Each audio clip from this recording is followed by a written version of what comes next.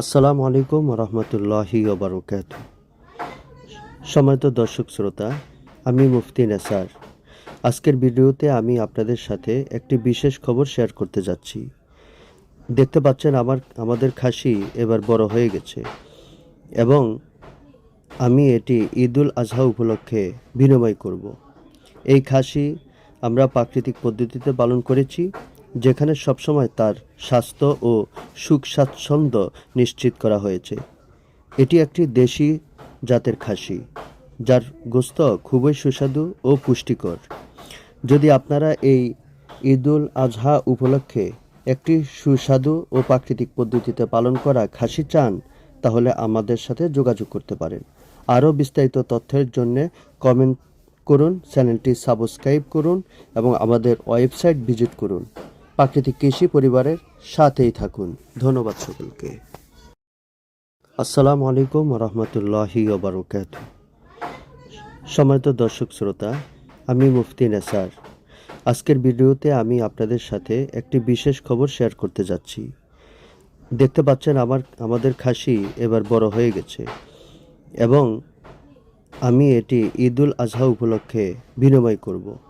এই খাসি আমরা প্রাকৃতিক পদ্ধতিতে পালন করেছি, যেখানে সবসময় তার স্বাস্থ্য ও সুখ স্বাচ্ছন্দ্য নিশ্চিত করা হয়েছে। এটি একটি দেশি জাতের খাসি, যার গোশত খুবই সুস্বাদু ও পুষ্টিকর।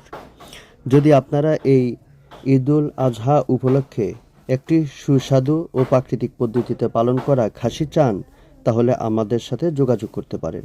আরও বিস্তারিত তথ্যের জন্য কমেন্ট করুন, চ্যানেলটি সাবস্ক্রাইব করুন এবং আমাদের ওয়েবসাইট ভিজিট করুন। প্রাকৃতিক কৃষি পরিবারের সাথেই থাকুন। ধন্যবাদ সকলকে। আসসালামু আলাইকুম রহমতুল্লাহি ওবারকাত। সম্মানিত দর্শক শ্রোতা, আমি মুফতি নেসার। আজকের ভিডিওতে আমি আপনাদের সাথে একটি বিশেষ খবর শেয়ার করতে যাচ্ছি।